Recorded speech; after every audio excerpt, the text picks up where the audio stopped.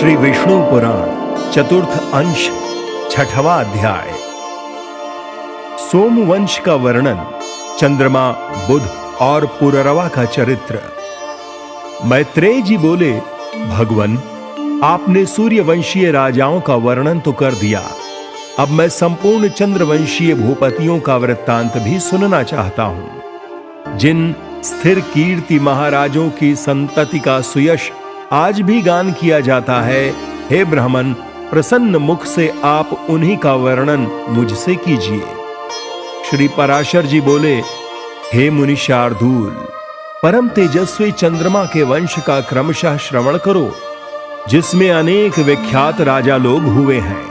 यह वंश नहुष, ययाति, कार्तवीर्य और अर्जुन आदि अनेक बल पराक्रमीशील, कांतिमान, क्रियावान और सद्गुण संपन्न राजाओं से अलंकृत हुआ है। सुनो, मैं उसका वर्णन करता हूं। संपूर्ण जगत के रचयिता भगवान नारायण के नाभि कमल से उत्पन्न हुए भगवान ब्रह्मा जी के पुत्र अत्रि प्रजापति थे। इन अत्रि के पुत्र चंद्रमा हुए। कमल योनि भगवान ब्रह्मा जी ने उन्हें संपूर्ण औषधि, द्विजजन और नक्षत्र गण के आदित्य पर अभिषिक्त कर दिया था। चंद्रमा ने राजसूय यज्ञ का अनुष्ठान किया। अपने प्रभाव और उत्कृष्ट आधिपत्य के अधिकारी होने से चंद्रमा पर राज मद सवार हुआ।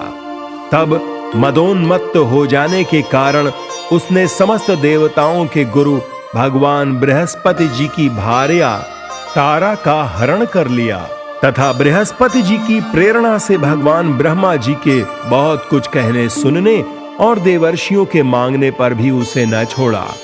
बृहस्पति जी से द्वेष करने के कारण शुक्र जी भी चंद्रमा के सहायक हो गए और अंगिरा से विद्या लाभ करने के कारण भगवान रुद्र ने बृहस्पति की सहायता की, क्योंकि बृहस्पति जी अंगिरा के पुत्र हैं। जिस पक्ष में शुक्र जी थे, उस ओर से जंभ और कुंभ आदि समस्त दैत्य दानवादि ने भी सहायता देने में बड़ा उद्योग किया तथा सकल देव सेना के इंद्र बृहस्पति जी के सहायक हुए। इस प्रकार तारा के लिए उनमें तारकामय नामक अत्यंत घोर युद्ध छिड़ गया। तब रुद्र आदि देवता गण दानवों के प्रति और दानव गण देवताओं के प्रति नाना प्रकार के शस्त्र छोड़ने लगे। इस प्रकार देवासुर संग्राम से शुद्ध चित्त हो संपूर्ण संसार ने ब्रह्मा जी की शरण ली। तब भगवान कमल योनि ने शुक्र, रुद्र, दानव और देवगण को युद्ध से निवृत्त कर बृहस्पति जी को तारा दिलवा दी। उसे गर्भिणी देखकर बृहस्पति जी ने कहा, मेरे क्षेत्र में तुझको दूसरे का पुत्र धारण करना उचित नहीं है। इसे दूर कर, अधिक धृष्टता करना ठीक नहीं। बृहस्पति जी के ऐसा कहने पर उस पतिव्रता ने पति के वचनानुसार वह गर्भ इशी का स्तंभ अर्थात सीक की झाड़ी में छोड़ दिया। उस छोड़े हुए गर्भ ने अपने तेज से समस्त देवताओं के तेज को मलिन कर दिया। तदनंतर उस बालक की सुंदरता के कारण बृहस्पति और चंद्रमा दोनों को उसे लेने के लिए उत्सुक देख देवताओं ने संदेह हो जाने के कारण तारा से पूछा, हे सुभगे, तू हमको सच सच बता, यह पुत्र बृहस्पति का है या चंद्रमा का? उनके ऐसा कहने पर तारा ने लज्जावश कुछ भी न कहा। जब बहुत कुछ कहने पर भी वह देवताओं से न बोली, तो वह बालक उसे शाप देने के लिए उद्यत होकर बोला, अरे दुष्टमा, तू मेरे पिता का नाम क्यों नहीं बतलाती? तुम व्यर्थ लज्जावती की मैं अभी ऐसी गति करूंगा जिससे तू आज से ही इस प्रकार अत्यंत धीरे धीरे बोलना भूल जाएगी। तदनंतर पितामह ब्रह्मा जी ने उस बालक को रोककर तारा से स्वयं ही पूछा, बेटी, ठीक ठीक बता, यह पुत्र किसका है, बृहस्पति का या चंद्रमा का? इस पर उसने लज्जापूर्वक कहा, चंद्रमा का। तब तो नक्षत्रपति भगवान चंद्र ने उस बालक को हृदय से लगाकर, बहुत ठीक बेटा, तुम बड़े बुद्धिमान हो, ऐसा कह उनका नाम बुध रख दिया। इस समय उनके निर्मल कपोलों की कांत उच्छ्वसित और देदीप्यमान हो रही थी। बुध ने जिस प्रकार इला से अपने पुत्र पुररवा को उत्पन्न किया था उसका वर्णन पहले ही कर चुके हैं। पुररवा अति दानशील, अति याज्ञिक और अति तेजस्वी था। मित्रा वरुण के शाप से मुझे मृत्युलोक में रहना पड़ेगा, ऐसा विचार करते हुए उर्वशी अप्सरा की दृष्टि उस अति सत्यवादी रूप के धनी और मतिमान राजा पुररवा पर पड़ी। देखते ही देखते वह संपूर्ण मान तथा स्वर्ग सुख की इच्छा को छोड़कर तन्मय भाव से उसी के पास आई। राजा पुररवा का चित्त भी उसे संसार की समस्त स्त्रियों में विशिष्ट तथा कांति, सुकुमारता, सुंदरता, गतिविलास और मुस्कान आदि गुणों से युक्त देखकर उसके वशीभूत हो गया। इस प्रकार वे दोनों ही परस्पर तन्मय और अनन्य चित्त होकर सब कर्मों को भूल गए। राजा ने निसंकोच होकर कहा, हे शुभ्र, मैं तुम्हारी इच्छा करता हूं, तुम प्रसन्न होकर मुझे प्रेम दान दो। राजा के ऐसा कहने पर उर्वशी ने भी लज्जावश स्खलित स्वर में कहा, यदि आप मेरी प्रतिज्ञा को निभा सकें तो अवश्य ऐसा ही हो सकता है।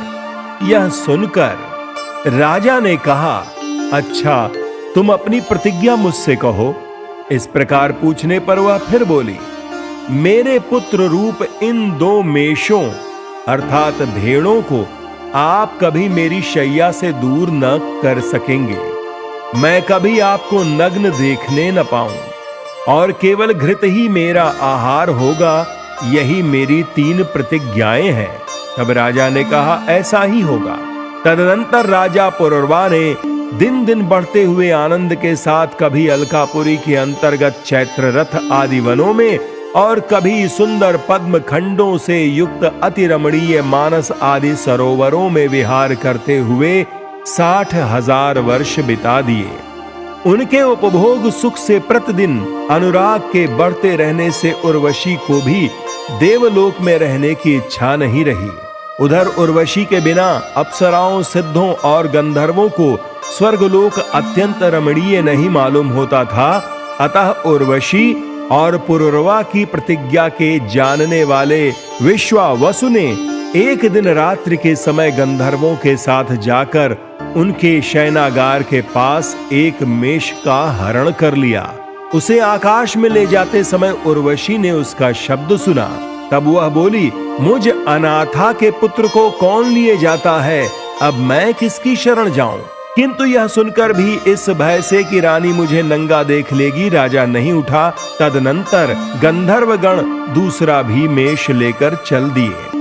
उसे ले जाते समय उसका शब्द सुनकर भी उर्वशी, हाय मैं अनाथा और भर्तृहीना हूं तथा एक कायर के अधीन हो गई हूं, इस प्रकार कहती हुई वह आर्त स्वर से विलाप करने लगी।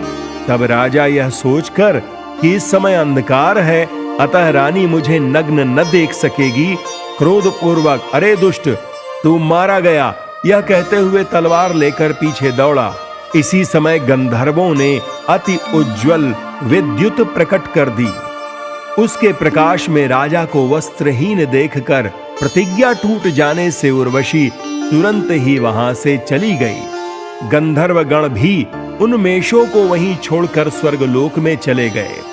किंतु जब राजा उन मेषों को लिए हुए अति प्रसन्न चित्त से अपने शयनागार में आया तो वहां उसने उर्वशी को न देखा। उसे न देखने से वह उस वस्त्रहीन अवस्था में ही पागल के समान घूमने लगा। घूमते घूमते उसने एक दिन कुरुक्षेत्र के कमल सरोवर में अन्य 4 अप्सराओं के सहित उर्वशी को देखा। उसे देखकर वह उन्मत्त के समान, हे ठहर जा, अरि हृदय की निष्ठुरे, खड़ी हो जा, अरि कपट रखने वाली, वार्तालाप के लिए तनिक ठहर जा, ऐसे अनेक वचन कहने लगा।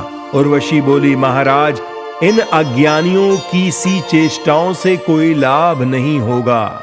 इस समय मैं गर्भवती हूं। 1 वर्ष उपरांत आप यहीं आ जावें, उस समय आपके एक पुत्र होगा और एक रात मैं भी आपके साथ रहूंगी। उर्वशी के ऐसा कहने पर राजा पुरुरवा प्रसन्न चित्त से अपने नगर को चला गया।